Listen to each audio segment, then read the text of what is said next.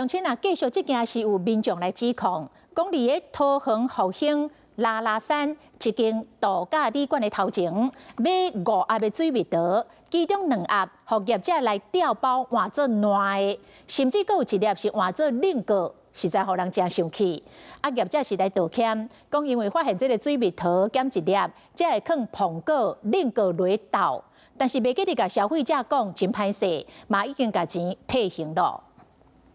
桃园拉拉山的水蜜桃包甲真水，就行去烤着香。真细粒得要去礼盒内底，因为伊的气味真赞，啥游客若来到山顶，就拢会买。不过民众指控业者做生意无老实，甲人客偷换苹果含烂桃花。8颗水蜜桃，其中你调包烂掉的就算，还有1颗给我换苹果，当事人指控买5颗的水蜜桃，有2颗叫调包，其中1颗全部烂了了，佮有1颗1粒苹果烂伫咧内底，毋是水蜜桃，某4粒水蜜桃的色水加味素都已经拢烂去，会和朋友去甲去找店家理论。还是我去警察局直接去提告？ 说你们诈骗消费者，不要这样啦，一点小事情呢。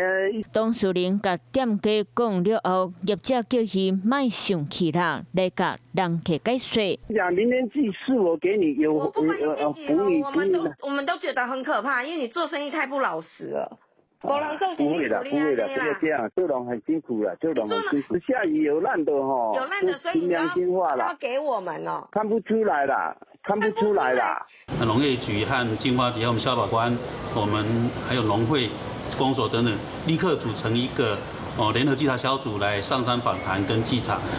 面对买物件调包的争议，业者讲装好势水蜜桃了后，发现减1粒，才放1粒苹果入去。不过袂记得甲消费者讲，对人客真歹势，嘛甲钱回转去互人客呀。不过联合稽查小组嘛是去咧山顶稽查，避免小上的代志搁一摆发生。 Hello， 我是蒋欣梅。想要抢先掌握最及时的新闻资讯吗？赶快订阅、按赞、开启小铃铛，锁定华视新闻 YouTube 频道。